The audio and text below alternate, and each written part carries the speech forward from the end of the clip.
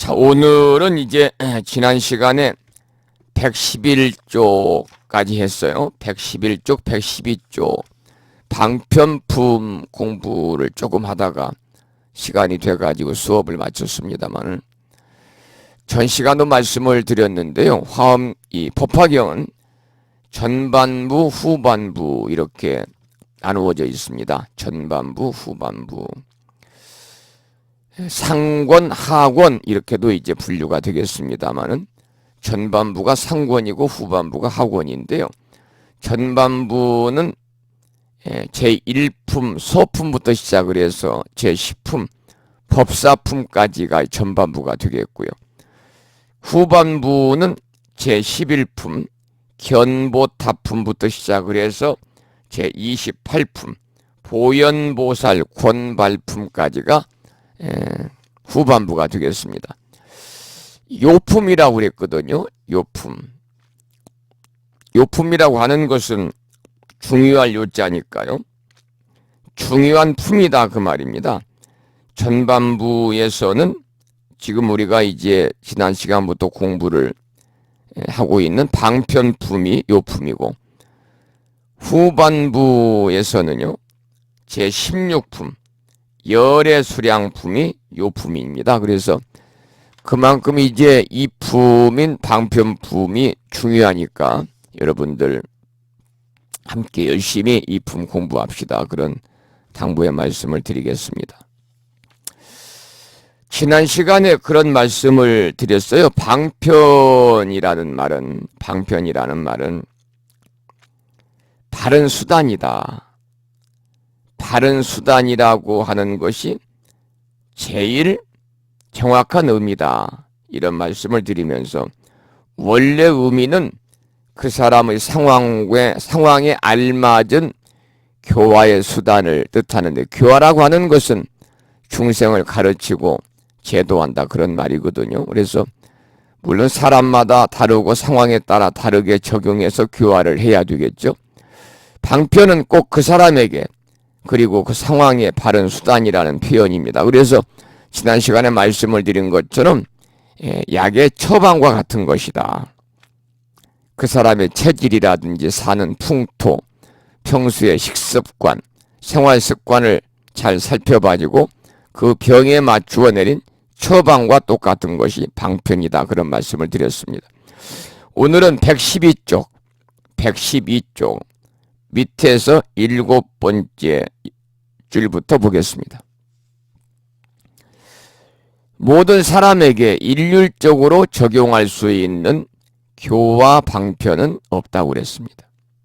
사람마다 전부 다 다르잖아요. 성장 과정이 다르고 성별이 다르고 나이가 다르고 또 출생 지역이 다르고 살아가는 환경이 다르고요. 교육 차이가 있고 건강 차이도 있고, 어떤 사람에게 사용했던 방편이라도 다른 상황에 처하면 다른 방편을 사용해야 된다. 작년에 이 사람의 이러한 문제에 이와 같은 설법을 했는데, 금년에 그 사람에게 이러한 문제가 또 생겼을 때 작년에 사용한 방편으로는 교화되지 않는다는 겁니다. 왜냐하면 1년이라고 하는 기나긴 세월과 그동안 이 사람이 쌓아온 경험과 지식이 더해져 가지고 상황이 달라질 수가 있기 때문에요. 그래서 같은 사람의 같은 문제라 하더라도 작년과 금년이라는 시간의 차이를 두고 일어난 것이라면 사용하는 방편도 달라져야 된다는 거죠. 이와 같이 방편이라고 하는 것은 사실을 잘 살펴서 면밀하게 사용해야 되는 것입니다.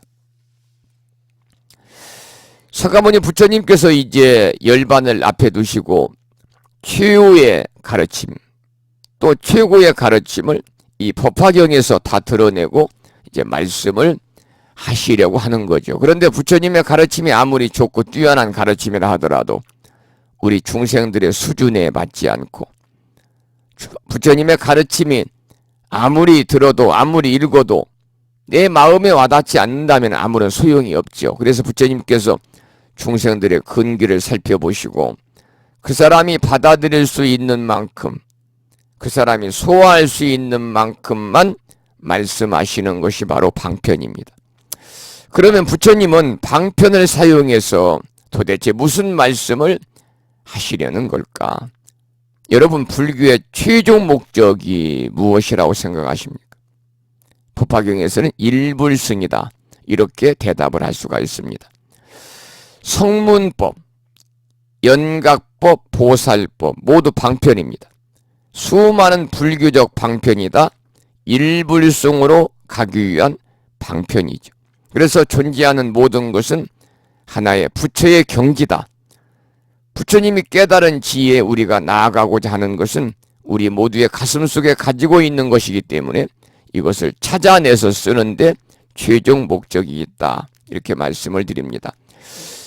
이 일불승에 대해서 불교의 최종 목적이다라는 말씀을 드렸습니다만, 일불승에 대해서는 법화경 첫 시간도 말씀을 드렸고 몇 차례 말씀을 드린 것 같습니다만은, 또 그래도 우리가 이제 자꾸 들어야 되겠죠. 나이가 드시면요, 들을 때뿐이고 듣고 나서 시간이 지나면 또 까마득히 잊어버리거든요. 서가모니 부처님께서는요, 부처님께서 이루신 깨달음이 너무나 깊고 깊어가지고 탐욕에 가린 우리 중생들에게는 쉽게 받아들여지지 않을 것으로 여기시고, 과거에 여러 부처님께서 쓰신 방편대로 삼승으로 나누어서 설하셨어요. 삼승으로. 승이라고 하는 것은 탈승자입니다. 타고 가는 것을 의미합니다. 삼승으로 설한다는 것입니다. 곧 고집멸도 사성제와 그리고 팔정도를 닦아서 모든 법의 인연을 잘 아는 길인 벽지불승과 벽지불승. 우리가 삼승은 성문, 연각, 보살이잖아요. 연각은 벽지불승입니다. 사제와 팔정도를 닦아서 모든 법의 인연을 잘 아는 길인 벽지불승과 연각승이죠. 육바라밀을 닦아서 깨달음을 구하는 길인 보살승. 보살승. 이 삼승 중에서 성문승과 벽지불승은 소승에 해당합니다. 소승. 그리고 보살승이 대승에 해당되는데, 이 두 승은, 소승과 대승은 전혀 차원을 달리하고 있습니다. 소승은 주로 이제 남방불교 쪽이거든요. 소승은 생사와 열반을 분별하지 않고는 성립할 수가 없는 겁니다. 그런데 대승은 생사와 열반을 분별해서 성립할 수가 없기 때문에 이 대승반야 사상은 바로 암의 인연, 연기설에 입각해서 교리 체계가 심화된 것일 따름이죠. 그래서 암의 입장에서는요, 생사와 열반, 우리가 이제 초언덕, 이언덕 그러잖아요. 차안이다, 피안이다 그러는데, 피안과 차안, 저 언덕과 이 언덕이 뚜렷하게 분별되어야만 하지만, 그 두 법을 새로운 차원에서 바라보면요, 그들은 서로 이어지는, 연이 되는 그러한 관계 속에 존재하고 있는 것이기 때문에 그들의 독자적인 존재성이 부정이 되는 겁니다. 우리가 오늘 이제 이 불교의 궁극적 목적이 일불승에 있다, 이제 그런 말씀을 드리면서 일불승에 관한 말씀을 좀 드리고 있습니다만은, 바로 이제 부처님께서 방편을 사용해서 궁극적으로 우리들에게 전하고자 하셨던 최종 목적은 일불승이다. 그러니까 우리가 성문, 연각, 보살, 성문법, 연각법, 보살법이 모두 방편인데, 수많은 불교적 방편이 다 어디로 가기 위한 거냐면 일불승으로 가기 위한 거죠. 그래서 부처님께서는 존재하는 것은 오직 일불승뿐이다 그랬습니다. 우리가 여러 속성 가운데 부처의 속성, 부처의 능력을 꺼내 쓰는 것, 이것이 불교의 최종 목적인데 그 밖에도 부처님의 깨달음으로 가기 위한 수단인 것이죠. 그래서 우리가 이제 이 법문을 들으러 법당에 오는 그 모양새를 생각해 보면 법당에는 앞문도 있고 옆문도 있고 뒷문도 있겠죠. 네 방향에 모두 문이 있을 수 있습니다. 그래서 어느 문이든지 모두 법당으로 들어오는 수단일 뿐인데 문은 문일 뿐 아직 방은 아니다 그 말입니다. 그 문은 참선도 될 수 있고 기도나 방생이나 혹은 초파일에 등불 하나 켜는 것도 될 수 있다. 이것은 우리 모두 가슴속에 있는 부처님의 깨달음을 내 것으로 이끌어내는 수단이다. 그래서 부처님이라는 큰 방으로 들어가기 위한 문에 불과해서 우리가 이제 흔히 84,000 경전을 84,000 방편 문이다 이렇게 이야기하거든요. 여기서 이제 방편문 그럴 때는 문문자를 써 놓으니까요. 84,000 경전을 84,000 방편문이다. 문문자를 이렇게 써서 이해가 더 쉽도록 하고도 있습니다. 이 법화경에서 말하고자 하는 것은 성문이나 연각이 보살행을 행하고자 하는 마음을 일으키면은 그 순간부터 부처님의 참된 제자가 된다는 겁니다. 성문이나 연각이 보살행을 행하고자 하는 마음을 일으키면 그 순간부터 부처님의 참된 제자가 된다. 방생을 하든 등을 하나 밝히든 불공을 하든 제사를 지내든 이미 부처님의 제자가 된 겁니다. 성문도 연각도 진정한 불지견을 얻도록 하기 위해서 이와 같이 말씀을 하셨죠. 그 증거로 사리부리여 열애는 오직 일불승 때문에 중생을 위하여 법을 설하시는 것입니다 라고 하였습니다. 일불승이란 바로 우리들 가슴속에 있는 부처 자리, 바로 깨달음의 자리를 일불승이라고 그러는데 사실 법에 2승이나 3승은 없다는 거죠. 오직 일불승밖에 없다. 제가 조금 전에 그 성문도 연각도 진정한 불지견을 얻도록 하기 위해서 이와 같이 말씀하셨다 하면서 그 증거로 부처님께서 사리불에게 말씀하신 사리불이여 열애는 오직 일불승 때문에 중생을 위하여 법을 설하시는 것입니다. 이런 말씀을 드렸는데 성문도 연각도 진정한 불지견을 얻도록 하기 위해서 그렇게 말씀하셨다고 그랬거든요. 이 불지견이라고 하는 것을 잠깐 좀 부연해서 말씀을 좀 드리면요. 이 부처가 중생지견을 열면 중생입니다. 부처가 중생지견을 열면 이 알지자 볼견자거든요. 지견이라는 것은. 그러니까 부처가 중생지견을 열면 중생이고 반대로요.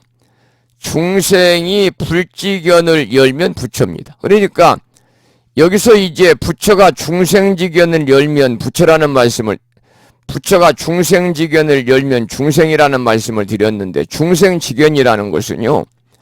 육안으로 보고 또 귀로 듣고는 현상에 집착을 하고 육안으로 보고 귀로 듣고 현상에 집착하고 모든 생각을 자기 중심적으로 하고 탐진치에 빠져가지고 온갖 것에 집착하는 것이니까 여러 가지 고통이 따르는 것이 중생지견이죠. 중생지견. 여러분 중생지견에 관한 설명을 드렸는데 어찌 나를 두고 하는 말이 아닌가 그런 생각이 드는 분도 계실지 모르겠어요. 중생지견이라는 것은 육안으로 보고 귀로 듣고는 현상에 집착하고 모든 생각을 자기 중심적으로 하고 탐진치에 빠져가지고 온갖 것에 집착하는 것이 중생지견이니까. 고통이 따를 수밖에 없죠. 이게 중생지견입니다. 그러면 상대적으로 불지견이란 뭐냐? 불지견. 여기서 불지견은 부처불자, 알지자, 볼견자인데요. 조금 전에 제가 부처가 중생지견을 열면 중생이요. 중생이 불지견을 열면 부처다 그랬습니다. 불지견은 뭐냐? 불지견은 제법 실상을 깨달아서 사물을 보는 견해입니다. 제법 실상을 깨달아서 사물을 보는 견해. 세상에 있다는 온갖 것의 본 성품은요, 다 정멸상이다. 정멸상. 다 정멸상임을 깨달아서 세상을 보는 지혜. 그러니까 부처님의 지혜로 세상을 보는 견해가 불지견이에요. 부처님의 지혜로 세상을 보는 견해가 불지견입니다. 우리 중생이 제법 실상의 도리를 깨달아 가지고 불지견을 열어 들어감으로 인해서 성불이 결정되는 거예요. 그러니까 제법 실상을 깨닫지 못하고 현상에 매달리게 되면요, 그냥 중생지견에 빠지게 되는 거죠. 그래서 부처가 중생지견을 열면 중생이요, 중생이 불지견을 열면 부처다 그 말입니다. 어떤 제자가 스승에게 물었답니다. 부처가 무엇입니까? 라고 물었어요. 그러자 스승이 다짜고짜 제자에게 주장자 30방을 안겼습니다. 영문도 모르고 제자가 스승으로부터 주장자 30방을 맞고는 36개 주랭랑을 쳤습니다. 도망갔습니다. 스승의 깊은 도리를 알지 못한 채 주장자 30방은 제자를 깨닫게 하는 방편이거든요. 그런데 그걸 도리를 알지 못한 채 도망간 거예요.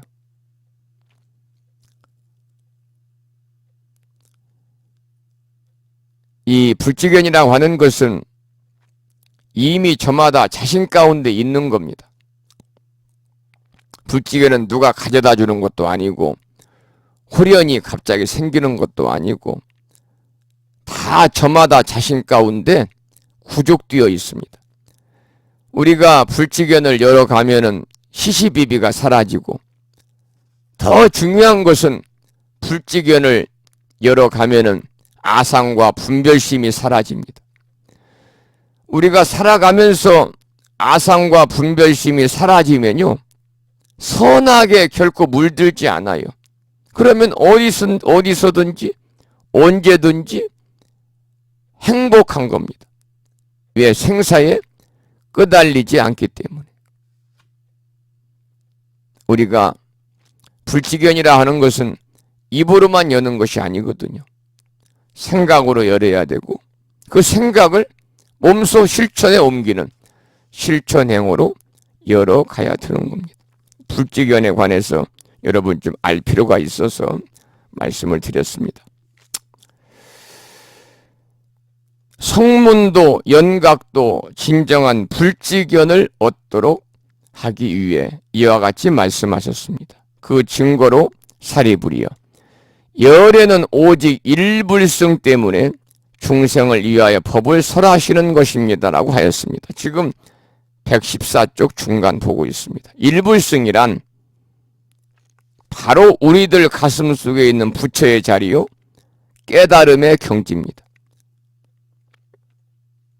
사실 법에 2승이나 3승은 없고 오로지 1승뿐이라는 말씀, 여기까지 아까 소개를 드렸습니다. 어느 문을 통해서라도 문을 열고 들어가면 방 안에 가서 닫습니다. 이런 점이 불교의 장점입니다. 무엇 하나도 배제하거나 물리치지 않습니다. 우리 식구가 아니라면서 내버리지 않습니다. 그래서 불사문중에는 불사일법이라는 말이 있습니다. 이 말은 무슨 말이냐면, 불사문중에는 불사일법이다. 불사를 하는 문중에서는, 여기서 이제 처음에 불사는 부처불자 일사자를 쓰는 불사문중이고요. 두 번째 불사일법의 불사는 아니불자 버릴사자입니다. 일법, 한 가지도 버리지 않는다. 그러니까 불사를 하는 문 중에서는 한 가지도 버리지 않는다는 말인데, 한 가지도 버리지 않고 다 애워싸는 것이 바로 부처님의 자비니까요. 그래서 근기에 따라서, 취미나 성향에 따라서 어떤 문으로라도 방 안으로 들어갈 수가 있습니다. 방 안으로 들어가라. 한 마음을 깨달아 모든 존재가 부처라는 것을 알리는 것이 방편품의 요지입니다. 한 마음을 깨달아서 모든 존재가, 일체 중생이, 유정무정이 부처라는 것을 알라는 것이 바로 방편품의 요지다. 그래서 방편품에 관해서 이렇게 전반적으로 조금 설명을 해 놓았고, 이제 지금부터 방편품이 이제 시작이 되는 겁니다. 115쪽입니다. 115쪽. 1. 부처님의 지혜를 찬탄하다. 경문을 함께 소리내서 읽어보겠습니다. 함께 읽어볼 때 조금이라도 여러분들 이해가 되니까요. 115쪽 경문 함께 읽겠습니다. 한문은 여러분 참고 삼으시고 우리말로 번역된 부분을 읽으시면 되겠습니다.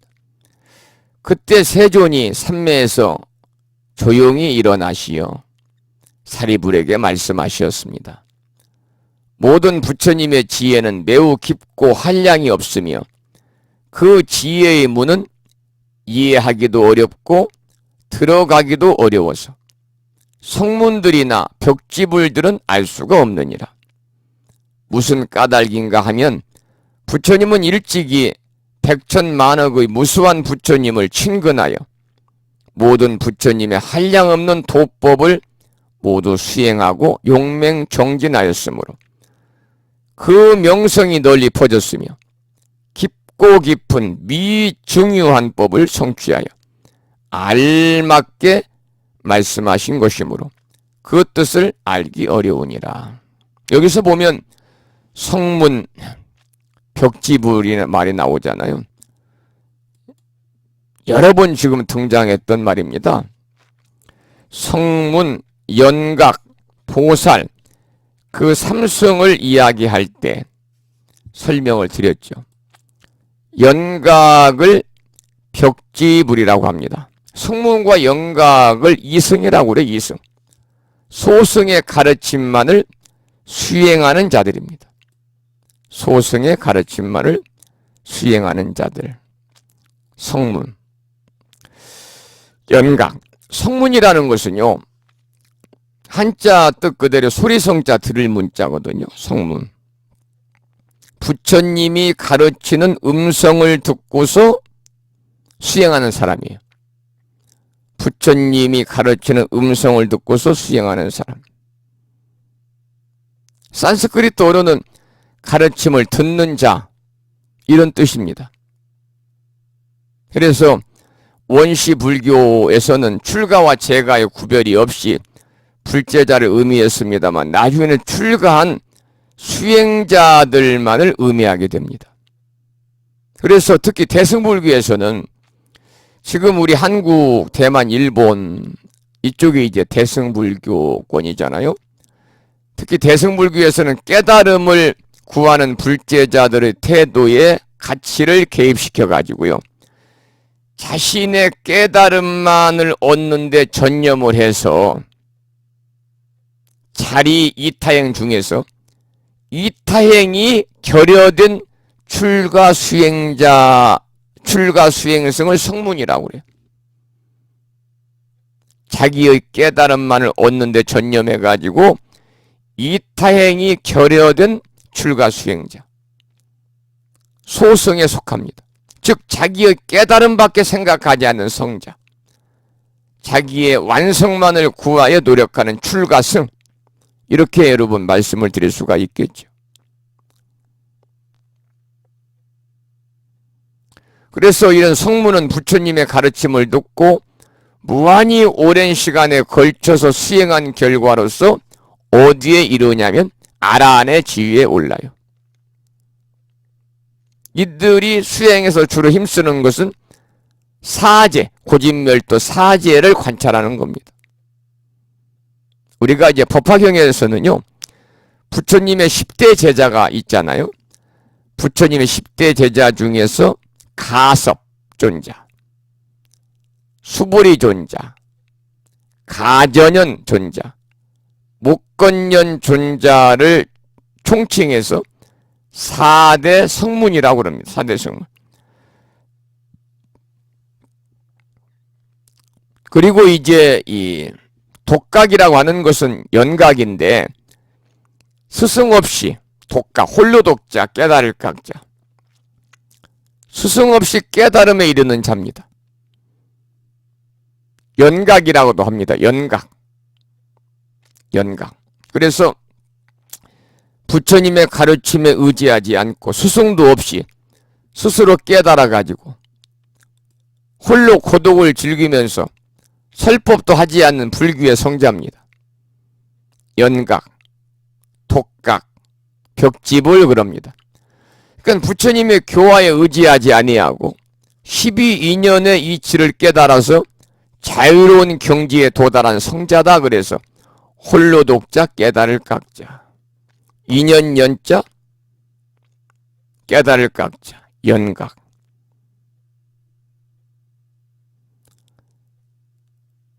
이 불교에서 붓다의 가르침을 듣고서 목적지에 이르는 성문과는 달리 자신의 노력으로만 깨달음을 얻은 자. 이를 가르쳐서 우리는 이제 독각이다, 연각이다, 이렇게 얘기합니다. 그러면 이제 성문 연각이 2승이고 3승 그러면 성문 연각 보살 그러는데, 보살은 뭐냐? 보살은 대승불교에서는 원래는 불교에서 역사상의 부처인 고타마 시다르타가 깨달음을 얻기 전의 상태, 원래는요, 또는 현세나 내세에서 부처가 되도록 확정되어 있는 모든 사람들을 보살이라고 그랬습니다. 깨달음을 추구하는 사람, 깨달음에 이르는 확정된 사람. 그런데 대승불교에 이르러서 다른 사람들의 고통을 덜어주기 위해서 자신의 궁극적인 목표인 열반을 연기하겠다고 하는 보살의 소원에 특별한 가치를 부여하게 된 것이죠.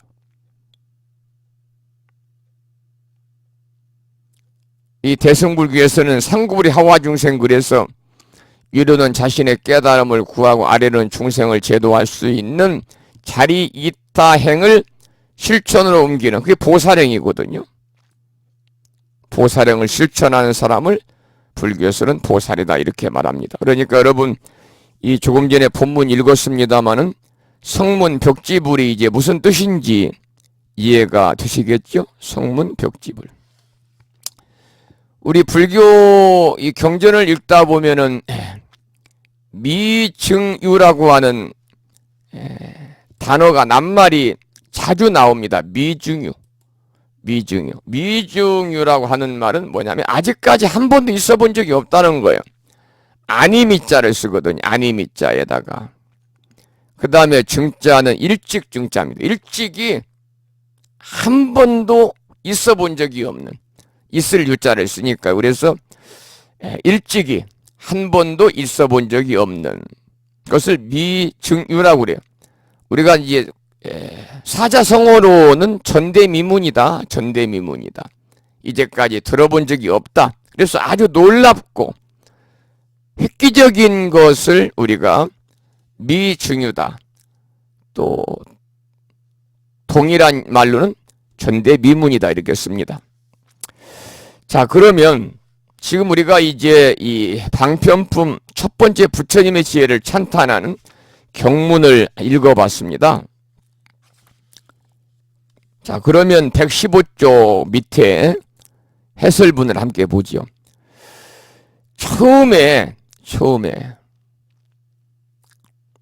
위의 한문을 보면 이시 세존이 종3매 안상 이기하사 그랬습니다. 안상이기야사. 조용히 일어나시오 그 말입니다. 조용히 일어나시오.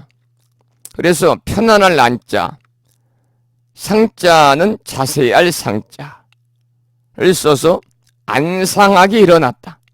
안상하게 일어났다. 안상이기입니다. 일어날 기자니까요. 편안하고 자세한 모습으로 일어나셨다 그 말입니다. 부처님께서 산매에 들었다가 깨어나는 모습을 여기서는 안상이다 이렇게 조용히 일어나셨다. 위에 한문 보면 그렇게 써 있잖아요. 첫 줄에 이시세존이 종삼매 안상이기하사 고 사리불 아사대 재불지에는 심연무량이고 이렇게 나오는데 여기서 안상이 나오는 거예요. 안상. 그래서 부처님께서 산매에 들었다가 깨어나는 모습을 편안하고 자세한 모습으로 일어났다. 편안하고 자세한 모습으로 일어나셨다. 여기서는 조용히 일어나셨다 번역이 되어 있습니다만 이 모습은 갑자기 부처님이 벌떡 일어난 것도 아니고 또 모양새 없이 일어난 것도 아니고 마치 꽃이 피듯이 꽃이 이렇게 살며시 피듯이 꽃이 필 때 확 피는 게 있습니까? 점점 피잖아요. 따뜻한 햇살이 들면 꽃이 싹 열리듯이 그렇게 아주 조용하게 부처님이 산매에서 깨어나는 모양을 안상이다 이렇게 한자로 표현을 했습니다. 옆 사람이 전혀 느끼지 못할 정도로 그렇게 깨어나는 모양이다. 안상.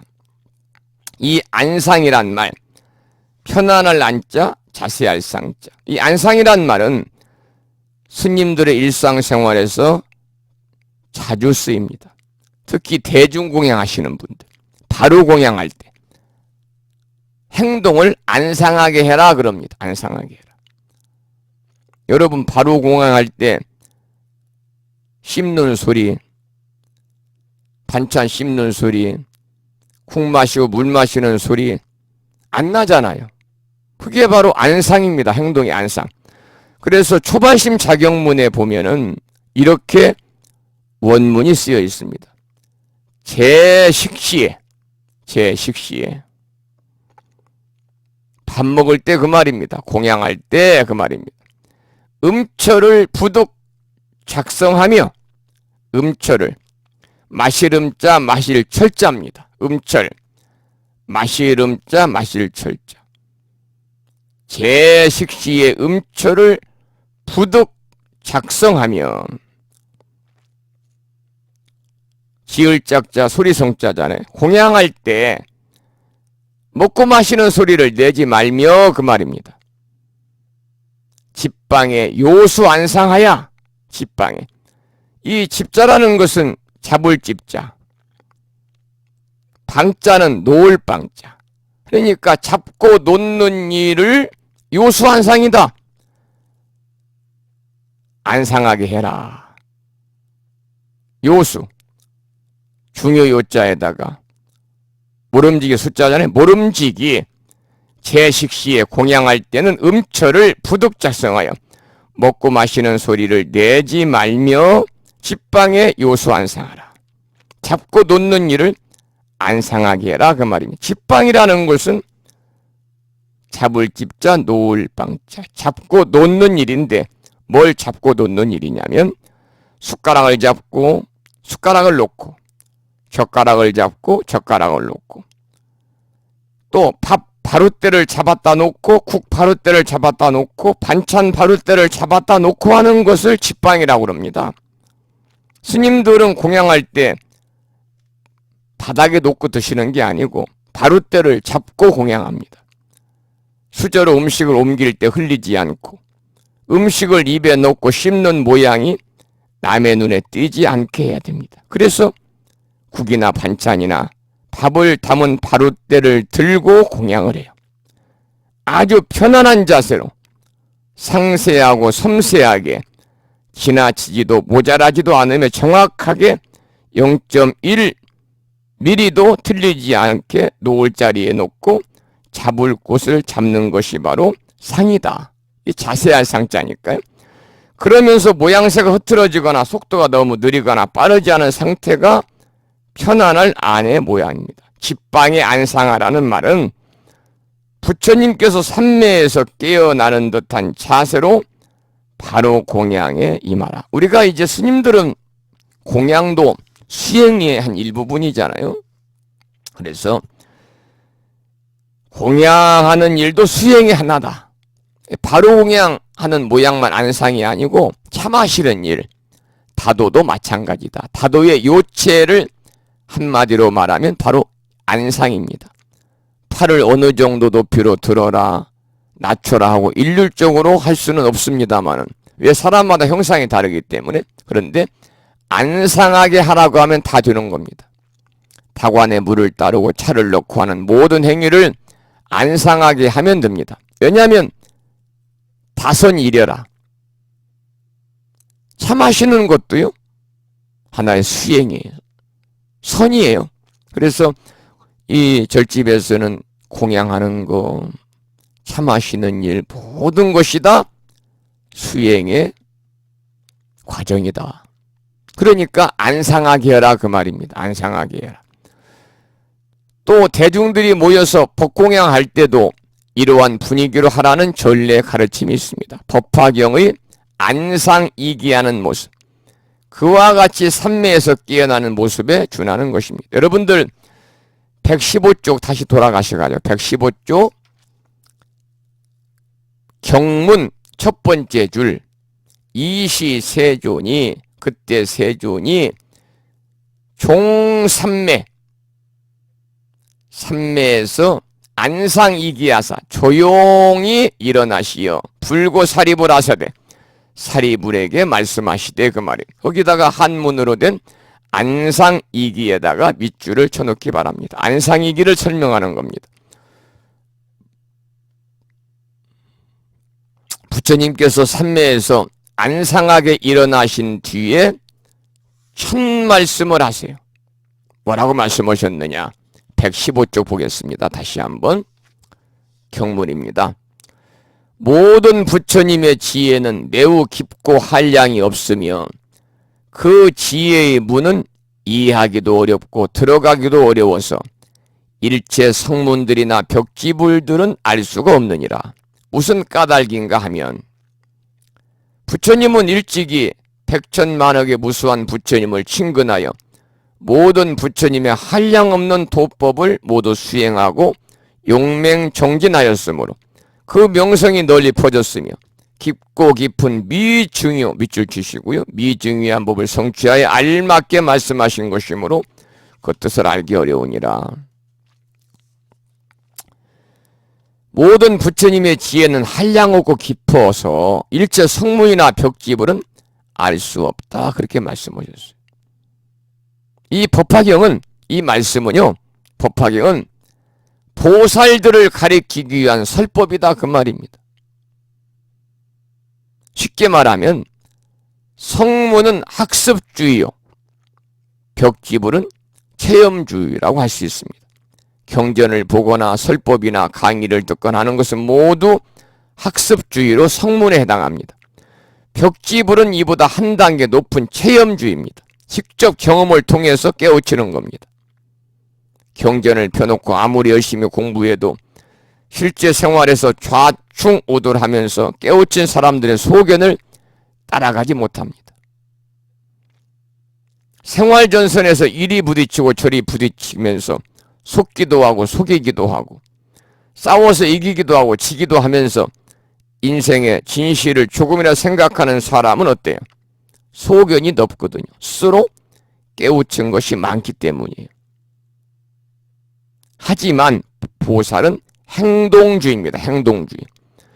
보살도 부처님의 가르침을 공부하고 실제 체험을 통해서 배우기도 하지만은 직접적인 실천 수행을 그 중심에 놓고 있어요. 그래서 보살행이라는 겁니다. 보살. 즉 보살의 행을 한다. 행으로, 행이 실천이잖아요. 행위, 실천으로 부처님이 깨달으신 자리에 들어가고자 하는 이가 바로 보살입니다.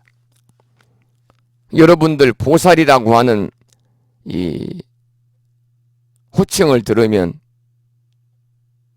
대단한 영광으로 하셔야 됩니다.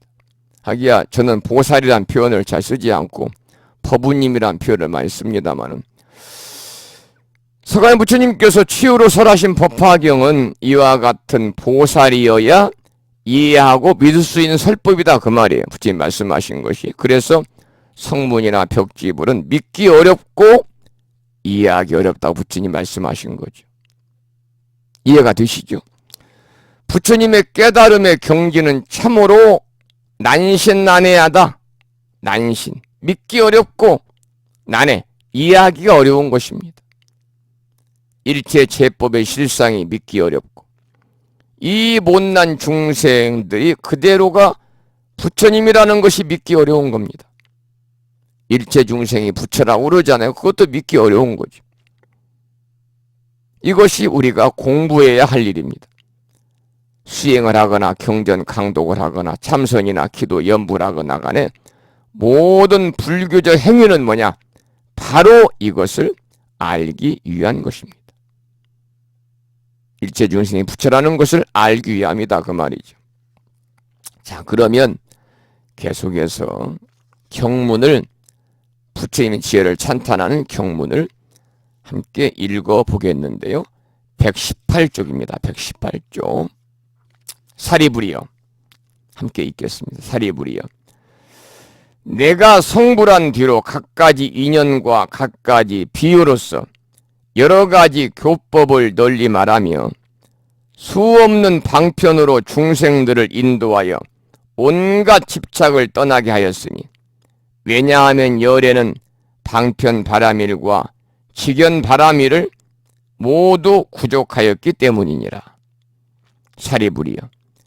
열의 직연은 넓고 크고 심원하여 한량없는 마음과 걸림없는 변제와 힘과 두려움 없음과 선정과 해탈과 삼매의 끝없는 데까지 깊이 들어가 일체 미증위한 법을 성취하였느니라.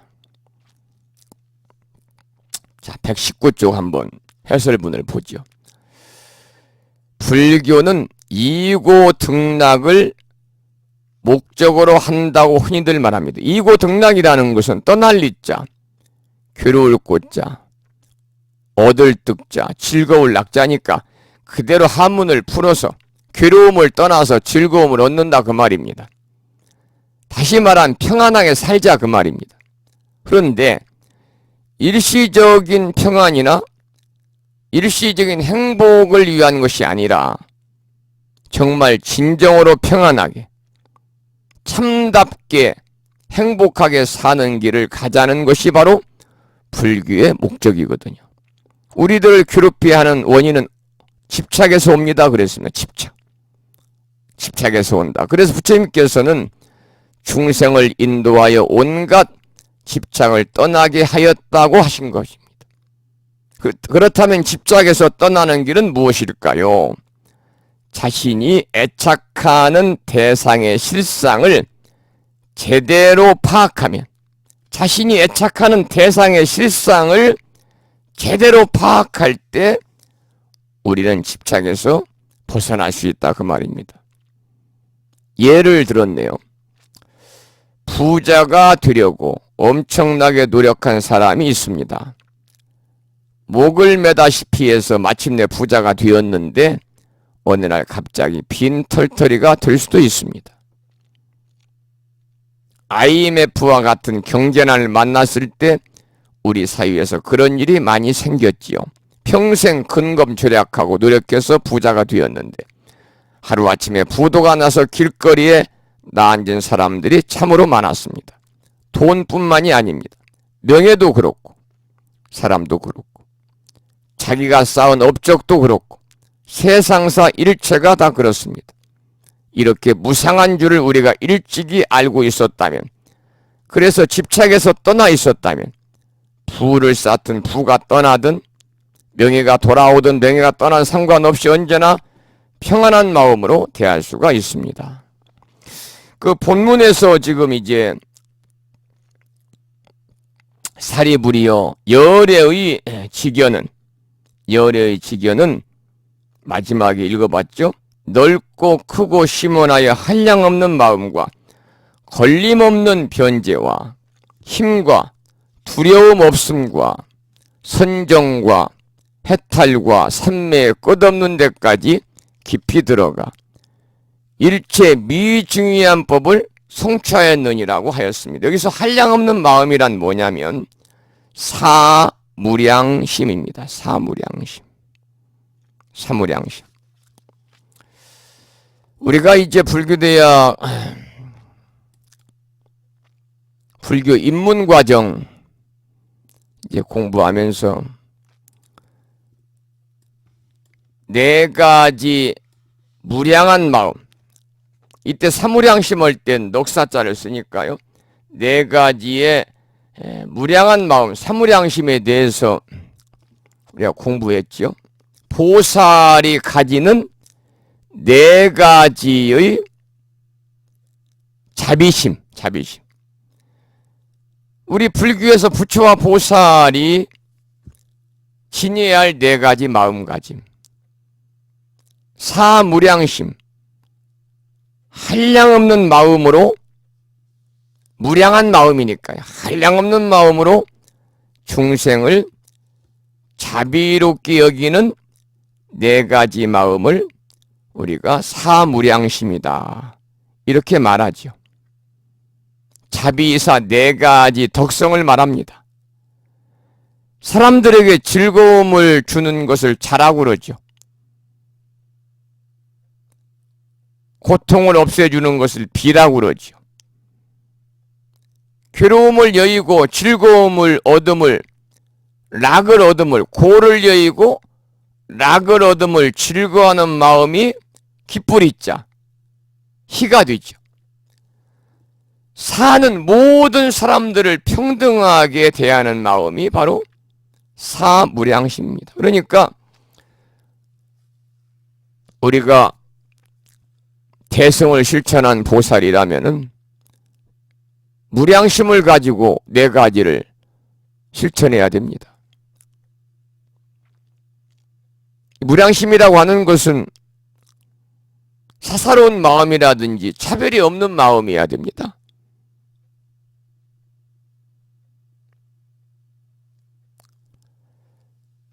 우리 마음은요, 헤아릴 수 있는 마음이 있고요, 헤아릴 수 없는 마음이 있다고 합니다. 헤아릴 수 있는 것은 뭐냐? 번뇌와 함께 분별하는 마음입니다. 그래서 여기서 무량심은 이러한 사사로운 마음이나 차별이 없는 그런 마음을 의미하죠. 첫 번째 자무량심, 사랑자자입니다. 사랑자자. 모든 중생들이 좋아하는 것을 베풀어 주는 겁니다. 여락이라고 그러죠. 다른 사람들이 바라는 것을 조건 없이 주는 거예요. 상대에게 아무것도 바라지 않고 베풀기 때문에 뭐라고 그러나요? 무주상보시라고 그래요. 비무량심은 중생들의 고통을 덜어주는 겁니다. 발고 그럽니다. 발고. 뺄 발자입니다. 발치 그러면 치아를 뺀다 그러잖아요. 우리가 이제 치과에 가서 치아 뺄 때 치과 원장님들이 가장 싫어하는 말이 뭔지 아세요? 치아를 이빨이라고 하는 겁니다. 이빨이라고 하는 말을 싫어한대요. 치아를 빼는 걸 발치. 그래서 고통을 빼는 거, 덜어주는 것을 발고라고 그래요. 발고 열악 그러잖아요. 발고 열악. 고통을 덜어주고 즐거움을 주는 거. 그래서 이 자는 멀리 떨어져서도 도움을 줄 수 있지만은 비는 직접 참여해서 고통을 함께 한다는 면에서 뭐에 해당하느냐? 동사섭에 해당합니다. 우리가 자와 비는 성내지 아니하고 기쁘게 한다, 기쁘게 행한다는 면에서 무진의 성질이 있습니다. 없을 무자, 노여워할 진짜. 무진의 성질이 만약 우리가 화내면서 행한다면은 달마대사의 말처럼 공덕을 쌓으면서도 쌓은 공덕을 다 까먹게 되는 소무 공덕이 됩니다. 작을 소자 없을 무자 공덕이 되는 거죠. 이게 비무량심이고, 세 번째 희무량심은 다른 사람들의 고통을 제거해주고 기쁨을 주는 제고여희, 고통을 제거해주고 기쁨을 주는 거. 유식학에서는 마음의 작용을 심소라고 그럽니다. 마음 힘자 바소자. 그래서 인간의 마음 작용을 크게 나누면 5가지가 있다고 그래요. 처음에는 낙수입니다. 즐거울 나자 받을 수자. 고통스럽게 받아들이는 마음 작용이 있고, 고수 괴로울 고자 받을 수자. 즐겁게 받아들이는 마음 작용이 있어요. 낙수. 그리고 기쁨으로 받아들이는 마음 작용 희수. 근심과 걱정으로 받아들여지는 마음 작용 우수가 있죠. 그리고 기쁨이나 고통으로 받아들이지 않고 누구에게나 평등한 마음으로 받아들이는 버릴 사자 받을 수자 사수의 마음이 있습니다. 이 중에서 고와 락은 얼굴 표정으로 드러나는 마음 작용을 말하고, 희와 근심 우자 우는 기쁘리와 근심 우는 내면의 의식에 나타나는 마음 작용입니다. 그러니까 속으로 기뻐하고 걱정하는 것은 상대방은 잘 알지 못하지만은, 그러나 마음의 작용은 결국 육체를 떠나는 것이 아니기 때문에요, 표면으로 은근히 나타나게 되죠. 그래서 마음으로 늘 기뻐하는 사람은 우리가 얼굴 표정만 봐도 어때요? 편안하게 느껴지잖아요. 반면에 늘 근심하는 사람은 얼굴 표정으로 근심이 드러납니다. 그래서 기쁘리자와 근심우, 희와 우는 내적인 감정 표현이에요. 이게 희무량심이고, 마지막에 사무량심, 버릴 사자입니다. 탐욕이 없는 소위 무탐의 심성으로 무조건 남을 도와주는 겁니다. 사무량심은 누구에게나 평등하게 필요한 것을 베풀어 주는 것을 뜻합니다. 그래서 이와 같은 4가지 무량심, 자무량심, 자비이사니까 자무량심, 비무량심, 희무량심, 사무량심을 조화롭게 잘 어때요? 행하는 사람. 이 4가지 무량한 마음을 조화롭게 잘 행하는 사람은 우리는 뭐라고 그러느냐? 보살이라고 그래요. 보살이라고 그럽니다.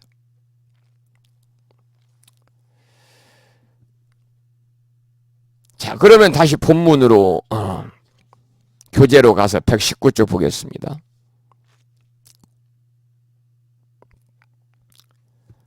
119쪽, 120쪽이죠. 120쪽.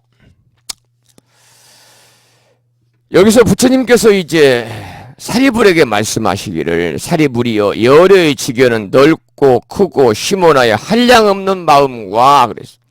한량없는 마음에 밑줄을 치시고, 이것이 바로 뭐냐? 사무량심이다. 사무량심. 그리고 그 다음에 걸림없는 변제, 걸림없는 변제. 걸림없는 변제는 바로 사무의 변입니다. 사무의 변. 자, 그러면 사무의 변은 뒤에 또 나오니까 사무량심을 제가 설명을 드렸는데요. 여기 쭉 지금 설명되어 있는 것 제가 설명을 자세히 드렸으니까 그냥 넘어가고요. 그 내용이 많이 들어있으니까요. 121쪽을 보겠습니다. 121쪽 사무의 변. 사무의 변. 사무의 변입니다. 이게 걸림없는 변제입니다. 변제라는 것은 말하는 재주거든요. 스피치를 잘하는 거예요. 말씀을 잘하는 거예요. 여기서 사무의 변이라는 것은 4가지의 애자는 꺼리낄 애자입니다. 꺼리낄 애자. 꺼리낄 애자. 변은 말씀 변자. 4가지 꺼리낌이 없는 말씀이다. 그래서 사무의 변을 가리켜서 말씀 변자 대신에 지혜지자를 사무애지라고도 하고 풀애자를 써서 사무애해라고도 하는데 법무에, 의무에, 사무에, 요설무에 이렇게 네 가지가 있습니다. 네 가지가 있습니다.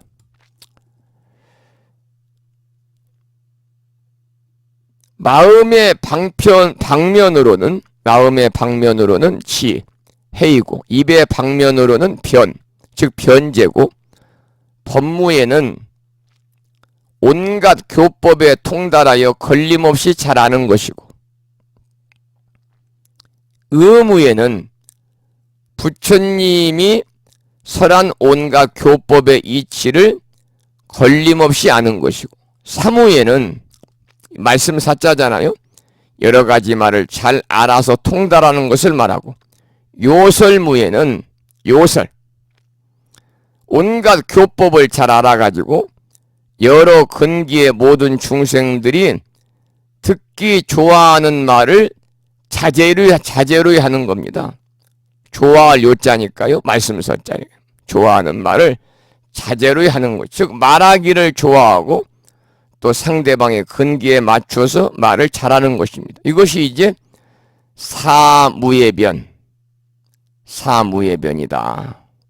네 가지 법무에, 의무에, 사무에, 요설무에 네 가지가 있다 하는 것은 이제 기본적으로 이론적인 거니까 알아두시면 되겠고, 그 다음에 부처님 말씀 중에서 사리부리여 열의 직연은 넓고 크고 심원하여 한량없는 마음과 걸림없는 변제까지 봤죠. 그 다음에 힘과 그래서 힘과 여기서 힘이라고 하는 것은 뭐냐면 힘력을 말합니다. 힘력은 부처님의 10가지 지혜를 가리켜서 힘력이다 이렇게 말합니다. 부처님의 10가지 지혜를 가리켜 힘력이라고 그래요. 힘력. 부처님께만 있는 10가지 지력입니다. 지력. 알지자 힘력자.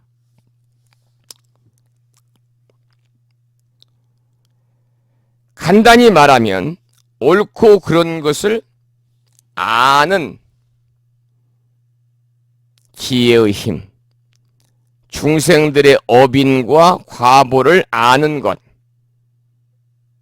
사선과 팔해탈, 삼삼매, 팔등지 등의 선정을 아는 것. 중생의 근기가 높고 낮음을 아는 것. 중생의 여러 가지 지혜를 아는 것. 중생의 경계를 아는 것.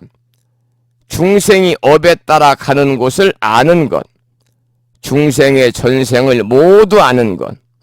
중생이 죽어 태어난 곳을 아는 것.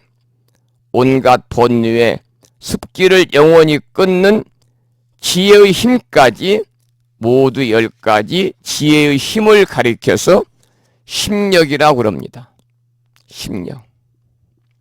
좀 어렵습니다.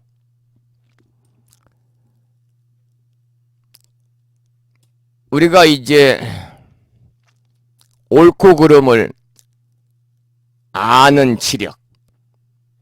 그래서 처비 처지력.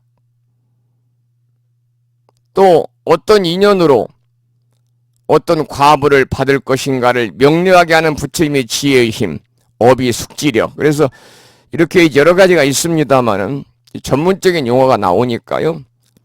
방금 이렇게 설명드린 것으로 그냥 가름하도록 그렇게 하겠습니다. 한문으로 설명을 드려도 쉽게 또 이해가 안 될 수도 있으니까요. 자, 그 다음에 사무유가 있습니다. 사무유. 사무유는 4가지의 두려움이 없는 겁니다. 여기 보면은 두려움 없음과 그랬거든요. 두려움 없음과 이것이 바로 4가지 두려움이 없는 것, 사무유입니다. 부처님에게도 4가지 두려움 없는 것이 있고 보살에게도 네 가지 두려움 없는 것이 있다. 부처님의 사무유의는 뭐냐? 이 녹사자 없을 문자 두려워할 위자거든요. 부처님의 사무유의는 나는 일체지를 가진 사람이라 하여 여러 두려움이 없는 것. 나는 온갖 번뇌를 끊었노라 하는 두려움이 없는 것. 불도를 장애함을 법을 말하며 두려움이 없는 것. 고통을 없애는 도를 말하여 두려움이 없는 것. 이것이 부처님의 사무의 네 가지 두려움이 없는 것이고, 보살의 네 가지 두려움이 없는 보살의 사무의에는 경법과 뜻을 기억하고 법문을 말하여 두려움이 없고, 법약과 중생의 성품을 알고 말하여 두려움이 없고, 서로 문답을 잘하면서 법문을 말하여 두려움이 없고, 중생의 의혹을 잘 끊어주면서 법문을 말하여 두려움이 없는 것이다 그 말입니다. 그 다음에 이제 부처님께서 사리불에게 말씀하시기를 두려움 없음과 선정과 해탈과 삼매의 끝없는 데까지 깊이 들어가 그랬거든요. 여기에 이제 뭐가 나오냐면 선정이 나와요. 선정과 해탈과 삼매 그랬거든요. 지금 그 내용들을 서가모니 부처님이 사리불에게 하신 말씀을 일일이 설명을 하고 있는 겁니다. 선정은 마음이 언제나 평온해서 동요하는 일이 없는 것. 우리 법부님 아까 출석 부르다 보니까 선정화 법부님도 계시더구만요. 그럴 때 선정입니다. 빛날 아자를 써서. 선정은 마음이 언제나 평온해서 동요하는 일이 없는 겁니다. 이게 선정입니다. 우리가 육바람일 중에서도 5번째 선정바람일 있잖아요. 언제나 마음이 평온해서 기쁜 일에도 즐거운 일에도 슬픈 일에도 놀라운 일에도 전혀 동요하는 일이 없는 겁니다. 기도든 참선이든 사경이든 무엇을 하든 간에 언제나 평온해서 동요하지 않는 것으로 꼭 갖춰야 할 마음이다. 우리 중생들이. 그 다음에 이제 선정과 해탈과 삼매 그랬잖아요. 해탈은 세밀하게 8가지로 나눈 8해탈을 말합니다. 8해탈. 해탈을 세밀하게 나누면 8가지로 나눈다. 그것이 바로 8해탈이다. 그 말, 8해탈이다. 8해탈이라는 것은 8가지의 정의 힘으로 탐착심을 버리는 겁니다. 그러니까 8가지 해탈인데 3개의 괴로움에서 벗어나는 8가지의 선행입니다. 이 선행할 때 선행은요, 착할 선자 행할 행자가 아니라 고유할 선자 행할 행자를 씁니다. 3개의 고통에서 벗어나 8가지 선행이다. 그러니까 색계 사선의 사모색정에 의해서 탐착을 버리는 겁니다. 탐착을 버리는 것. 우리가 항상 마음을 항상 부처님의 적정한 자리에 이렇게 올려놓고 오욕의 경계까지도 초월해서 곧 탐에서 고집하는 그러한 마음자리를 버린다 그래가지고 8해탈을 가리켜 다른 말은 8배사다. 이렇게도 8해탈을 얘기도 합니다. 8해탈도 이제 뭐 내유색상 관위색 해탈, 내무색상 관위석 해탈, 뭐 정해탈, 신장, 중구, 조기 뭐 이렇게 쭉 나와 있습니다만 전문 용어가 어려운 말이니까 이것도 그냥 생략하겠습니다. 8해탈은 결과적으로 오욕의 경계, 방금 말씀드린 오욕의 경계를 등지고 탐하는 마음을 버려가지고 3개의 번뇌를 끊어서 욕계색계 무색계의 번뇌를 끊어서 아라한과를 증득하는 것이 8해탈이다. 이 정도로만 여러분들이 알아두시면 됩니다. 정의 힘으로 8가지 정의 힘으로 탐착심을 버리는 것이다. 탐착심을 버리는 것이다. 마음을 항상 부처님의 적정한 자리에 올려놓고 오육의 경계를 초월하는 것이다. 곧 탐에서 고집하는 마음을 버리는 것이다. 이것이 바로 팔해탈이다. 이렇게 여러분 이해하시면 되겠습니다. 그 다음에 이제 삼매가 나오는데 삼매는 삼삼매를 얘기합니다. 삼삼매는 이제 공삼매, 동삼매, 무삼매, 그리고 무원삼매, 세 가지 삼매가 있죠. 공삼매, 무상삼매, 무원삼매.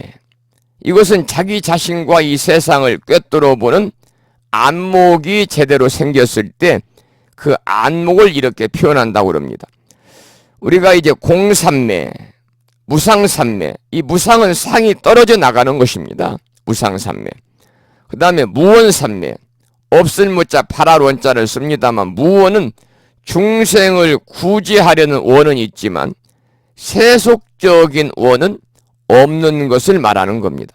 그래서 서강 부처님이 사리불에게 말씀하신 사리불이여 열의 지견은 넓고 크고 심원하여 한량없는 마음과 한량없는 사무량심, 걸림없는 변제와 걸림없는 변, 사무애변, 그 다음에 힘과 심력, 두려움 없음과 사무의 선정과 선정, 그 다음에 해탈과 팔해탈, 그 다음에 삼매, 삼삼매까지 이렇게 부처님이 사리불 존자에게 말씀하신 내용을 그 내용 구체적으로 나오는 용어들을 설명을 이렇게 한 건데요. 이제 그 중에서 이제 제가 구체로 말씀을 안 드렸던 것은 팔해탈 조금 어렵기 때문에 그냥 생략을 했고, 심력도 역시 마찬가지로 무엇이 심력이라는 말씀만 드렸고, 구체적인 10가지는 부처님 10가지 지혜가 심력이니까요, 생략을 했습니다. 자, 그 다음에 이제 123쪽에 경문을 한번 읽어보죠. 사리불이여 123쪽입니다. 함께 읽겠습니다. 큰 소리로. 사리불이여 열에는 가지가지로 분별하여 모든 법을 능숙하게 설함으로 말씨가 부드러워 대중의 마음을 기쁘게 하느니라. 사리불이여 요점만 들어 말하자면 한량없고 그지없는 미중요한 법을 부처님이 모두 성취하였느니라.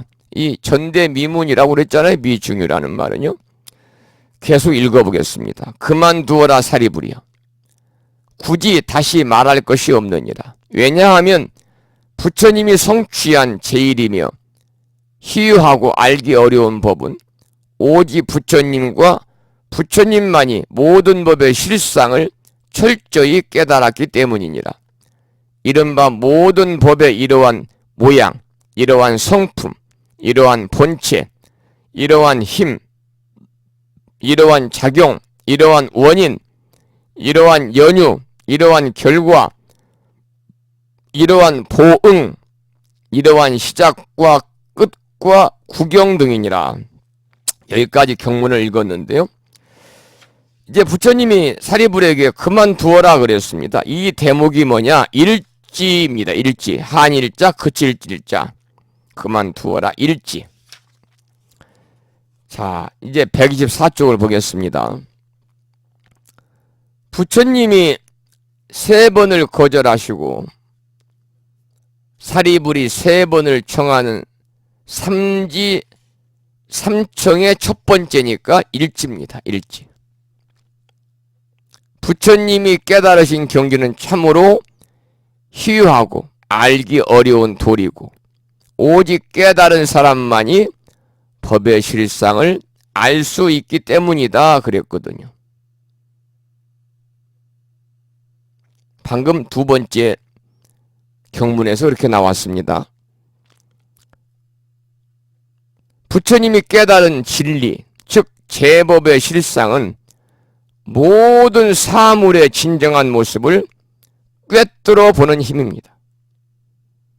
그렇게 꿰뚫어 본 모든 사물의 진정한 모습이 이것입니다. 즉 사물이 현상으로서 외부에 나타나는 때의 모습이나 성질, 특성은 어떠한지, 또 그 사물이 지닌 힘이나 작용은 어떠한지, 그 사물의 성질과 힘이 서로 작용하면서 변화해가는 경우는 어떤 조건, 어떤 결과를 낳는지, 그 이면에는 어떤 힘이 나오는지 하는 겁니다. 이것을 십여시라고 합니다. 십여시다. 십여시. 십여시에 대해서는 방금 읽은 내용입니다. 모든 법의 이러한 모양, 이러한 성품, 이러한 본체, 이러한 힘, 이러한 작용, 이러한 원인, 이러한 연유, 이러한 결과, 이러한 보응, 이러한 시작과 끝과 구경 등이니라. 이게 바로 십여시입니다. 자, 하나씩 이제 설명을 했네요. 첫 번째, 이러한 모양, 여시상은 사물의 모습, 형태를 말하고, 이러한 성품, 여시성은 성품 성자니까요, 사물의 성질을 말하는 것이고, 사물이나 동물이나 한 송이 꽃조차도 형태가 있고 고유한 성질이 있잖아요. 여시체는 뭐냐? 본체니까요. 여시체는 모든 상과 성의 의지처가 되는 본질이고, 이러한 힘, 여시력은 모든 잠재적인 능력이고, 이러한 작용, 여시작은 사물의 작용, 효능이고, 이러한 원인, 여시인은 인연 과보 가운데 생기고 변화하는 직접적인 원인을 인이라고 하고, 여시연은 모든 사물의 조행연으로 원인을 돕는 간접적인 연이다. 그 다음에 여시관은 이러한 결과지요. 모든 사물의 인과 연으로 생긴 결과고, 여시보, 이러한 결과, 여시보는 모든 사물의 결과가 나타나서 남아서 이어지는 거고, 그 다음에 이제 마지막에 이러한 시작과 끝, 본말이죠. 본말과 구경. 여시 본말 구경은 제일 처음에 상에서부터 나중에 보까지가 전부가 삼재의 묘한 이치를 포함한 것이고, 궁극적으로 모두가 한결같이 공성으로 평등한 통일된 하나라는 뜻입니다. 남자도 여자도 꽃도 동물도 부처도 중생도 전부 구경에는 하나로 통일된 공성으로 돌아간다 그 말이죠. 공성이 바탕이 되어서 평등한 것이다. 이와 같이 평등하지만 인연의 과보가 모두 다르기 때문에 다른 모습으로 나타날 뿐이다. 이것을 좀 더 자세히 설명하면 그 안에 일념 삼천이 됩니다. 한 일념, 한 생각 속에 3천가지 속성이 있다 그 말입니다. 부처님을 유시해서 모든 중생의 한순간의 삶 속에는 3천가지의 속성이 내포되어 있다. 그래서 우리가 법화경 공부할 때 십여시하면 일념 삼천이요, 일념 삼천하면 십여시를 이야기하지 않을 수가 없습니다. 부처님을 위시해서 모든 중생이 한순간에 3천가지 요소를 지니고 있다 그 말입니다. 지금 이 강의를 듣고 있는 여러분도 바로 이 순간 삶 속에 3천가지의 속성이 있다 그 말이죠. 속성을 가지고 있다. 여러분 안에는 부처님과 같은 상태도 있지만 아수라도 있고 지옥도 있고, 또 누가 옆에서 한마디만 해도 금방 기분이 상해서 화가 나면 바로 지옥도에 떨어지는 거고요. 이런 기능성을, 이런 가능성을 3천가지 가지고 있는데 어떻게 3천이라는 수가 나오는지를 여기서 또 알아보고 있습니다. 125쪽 가장 밑에 보겠습니다. 이 세상은 쉽게 10가지 세계로 이루어져 있습니다. 깨달음의 세계인 불계, 보살계, 연각계, 성문계, 깨달음의 세계입니다. 미혹의 세계인 천상계, 인간계, 아수라계, 축생계, 아귀계, 지옥계, 합하면 세계가 몇 개입니까? 깨달음의 세계 4개에다가 미혹의 세계 6개를 합하면 10개지요. 10개의 세계입니다. 이 10개가 각각 10개를 포함하고 있습니다. 이 말은 부처님에게도 보살의 속성이 있고 연각, 성문, 천상, 인간, 아수라, 축생, 악귀, 지옥의 속성이 다 있다. 그러니까 이 10개가 각각 10개를 포함하고 있다. 그리고 우리 인간들도 한순간의 삶에서 지옥과 아수라뿐만 아니라 성문, 연각, 보살의 입장까지 올라갈 수 있다. 그래서 10가지에 각각 10가지를 곱해서 100가지가 되는 겁니다. 사람의 마음이란 참으로 신묘하다 그랬습니다. 당장에 놓여오면 지옥이고 탐심이 들면 악이고 우리가 본능대로 움직이면 축생이고 이기심에서 서로 어르렁거리며 다투면 아수라고 평온한 마음일 때는 사람이고 경전을 듣고 배워서 환희심에 젖어 있으는 천상이고 다른 사람을 위해 봉사하고 싶은 마음이 가득 차면 보살이고 또 정말 마음이 맑고 고유해서 모든 사물의 실상을 꿰뚫어 보는 지혜가 있으면 부처고 이런 10가지 속성이 누구에게나 다 있다 그 말입니다. 아무리 못난 사람일지라도 어느 한순간은 부처일 수 있고 어느 순간은 보살일 수가 있다 그 말이죠. 아무리 천하의 나쁜 흉악범이라도 어느 한순간은 부처일 수 있고 때로는 보살도 될 수 있다. 그래서 10개가 각각 10개를 포함하고 또 거기에 10여시 즉 사물의 10가지 실상의 모습을 더하면 뭐가 되느냐? 곱하면 1000가지가 된다. 그러면 1000가지. 이 1000가지가 1000가지의 낱낱해 세종삼간이라고 그래서 중생세간, 국토세간, 온세간을 배치하면은 3 곱하기 1000이니까 3000가지가 되겠죠. 그래서 여기서 이제 중생세간이라는 것은 부처님의 정보로 일체 중생, 우리와 같은 사람, 꽃과 동물이 우리와 같은 사람, 꽃, 동물이 중생세간이고 국토세간은 부처님의 의보로 중생이 살고 의지하는 환경인 국토고 꽃이면 꽃이 의지하여 사는 환경이 있고 사람은 사람이 의지하여 사는 환경이 있고 동물도 의지하여 사는 환경이 있고 이것이 이제 국토세간이고요. 그리고 각각의 중생마다 색수상 행식 오온의 차이가 있다. 이렇게 해서 우리가 한순간의 삶 속에 3000가지 속성이 포함되어 있는데 3000가지 가운데 어떤 것의 세력이 가장 강하느냐가 중요하다. 지금처럼 이렇게 법화경을 공부하고 있을 때는 부처님 힘이 강한 것이다 그랬습니다. 지금 여러분 이 시간은 부처의 힘이 강하다. 악귀 축생이 다 물러가고 부처님이 나와 있는 것이니까 지금 이 순간 법화경을 공부하고 있는 이 순간은 우리 모두 다 부처다 그 말입니다. 그래서 이 순간이 길어져 가지고 하루 24시간 가운데 20시간 동안 이 순간이 이어지면 하루가 거의 부처의 삶이 되겠죠.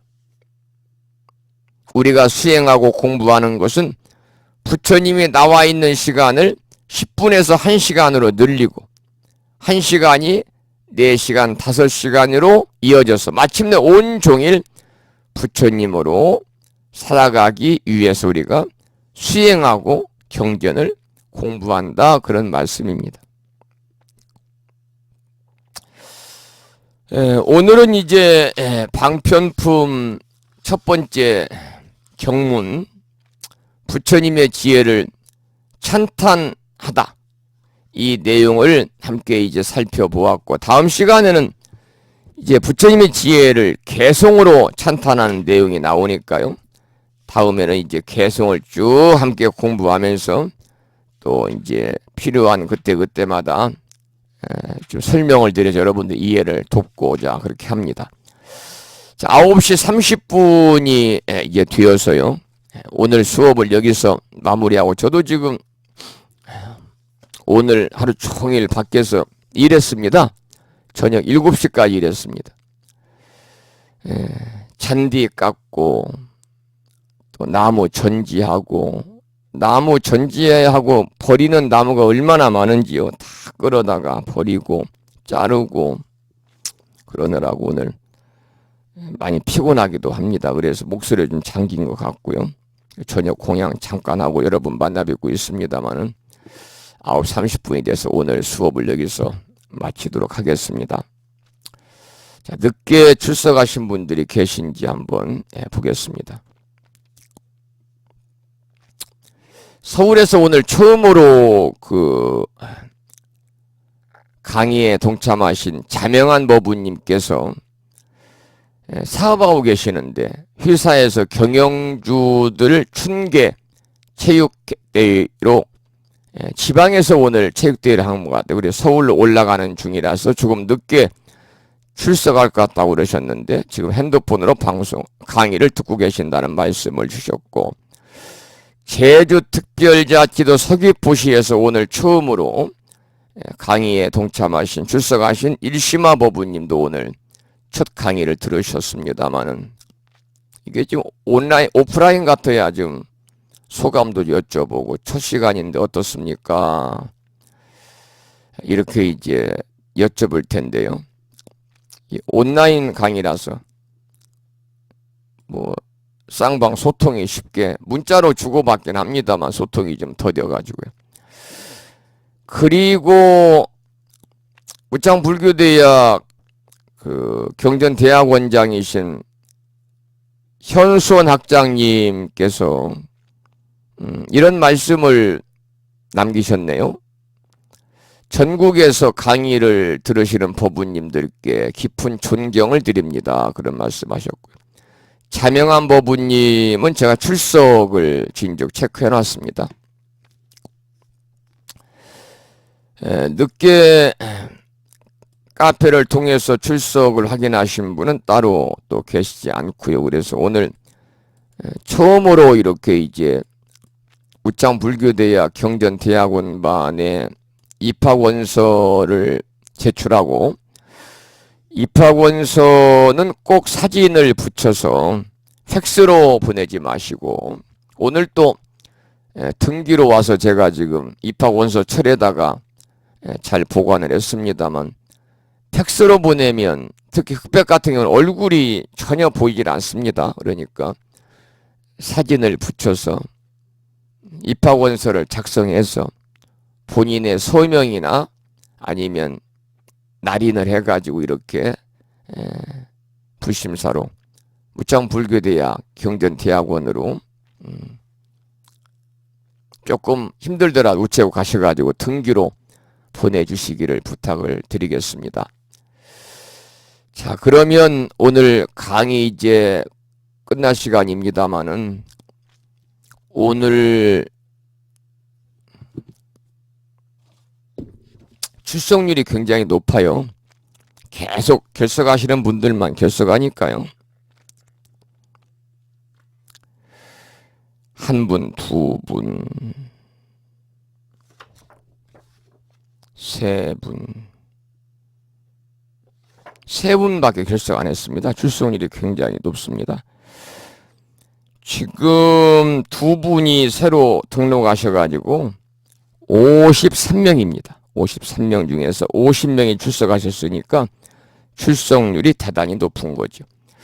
그 중에서 서울특별시에서 이렇게 새로 입학하신 자명한이라는 불명을 갖고 계시는 법우님과 제주특별자치도 서귀포시에 살고 계시는 금천거사님의 전법으로 이렇게 함께하고 계십니다마는 일심아 법우님께서 오늘 첫 강의 들으셨어요. 그래서 많은 도반 법우님들이 서울의 자명한 법우님과 서귀포의 일심아 법우님이 함께 우창불교대학 경전대학원에서 이렇게 대승의 꽃이라고 하는 대승불교의 꽃이라 할 수 있는 법화경을 함께 공부하고 탁마에 나갈 수 있음에 소중한 인연으로 생각을 하고 서울에 사시는 자명한 법우님과 서귀포에 사시는 일심아 법우님을 환영하는 환영가를 한 곡 불러드리겠습니다. 서울에 사시는 자명한 보부님, 서귀포의 일심아 보부님 환영합니다. 부처님의 은덕으로 참 나를 찾으니 오늘부터 온 우주의 주인이 되었네. 어진 마음과 참된 힘을 다 바쳐줄 포부들 한겨레에 짙은 피로 보려나 피우세. 먼 길이나 험한 길도 다 같이 도우며 우리들은 형제자매 손잡고 갑시다. 서로 사랑하고 서로 용서하면은 사바세계 이대로가 극락이라네.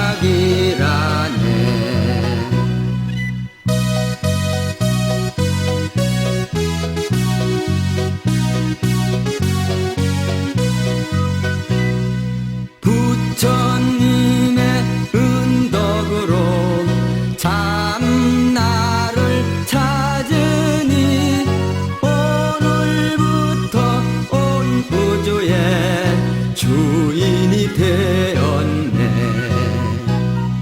어진 마음과 참된 힘을 다 바쳐줄 포부들 한겨레에 짙은 피로 보려나 피우세. 네, 새로 우장불교대학 경전대학원에 입학하신 서울에 사시는 자명한 보부님과 서귀포에 살고 계시는 일심아 보부님 소중한 인연에 감사드리고 환영하는 노래 한 곡을 띄워드렸습니다. 앞으로 좋은 도반으로 함께 탁마에 나가시기를 기원을 드립니다. 그리고 금당화 보부님께서 출석하셨습니다. 8시 6분부터 강의는 듣고 계셨는데 출석 확인을 안 하셨군요. 정리해놨습니다. 금당화 보부님께서도 오늘 출석하셨습니다. 반갑습니다. 그 밖에 출석하신 분은 안 계시죠? 결석하신 분 대구의 감노행 보부님. 이 듣고 계셔도 출석 확인을 안 하시면은 결석으로 되니까 꼭 확인을 하시기 바랍니다. 울산광역시의 지견아 보부님, 대구광역시의 천복신 보부님 세 분만 오늘 결석을 하셨고 53명 중에서 50명이 출석을 했으니까 출석률이 뭐 94%나 되네요. 감사드립니다. 여러분 편안히 주무시고요. 이제 다음 수업은 언제입니까? 현충일 날입니다. 현충일 날. 공휴일입니다. 공휴일. 법정 공휴일. 6월 6일 현충일 날 저녁 7시에 다시 만나 뵙도록 하고요. 이 다음 주 수요일도 쉬는 날이고 공휴일이고 그 다음 주 수요일은 6.13 지방선거일이라 또 휴일이고 휴일이 뭐 계속 들어있군요. 그리고 아침 방송을 들으시는 분들은 또 내일 아침에 만나 뵙도록 그렇게 하겠습니다. 여러분 1시간 40분 지났네요. 1시간 40분 동안 쉬지 않고 열심히 함께 따라와 주시느라고 대단히 수고 많이 하셨습니다. 감사를 드리면서 여기서 저는 물러가도록 하고요.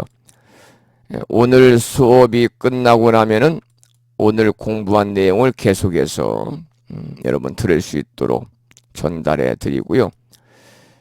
제가 이제 강의를 다시 들을 수 있도록 파일을 준비하는 동안에 법화경의 내용을 가지고 노래했다고 그러잖아요. 야운이란 가수가 부른 노래 중에서 꽃들이 만발한 이곳에를 올려놓고 저는 강의를 다시 들을 수 있도록 파일을 준비하도록 그렇게 하겠습니다. 꽃들이 만발한 이곳에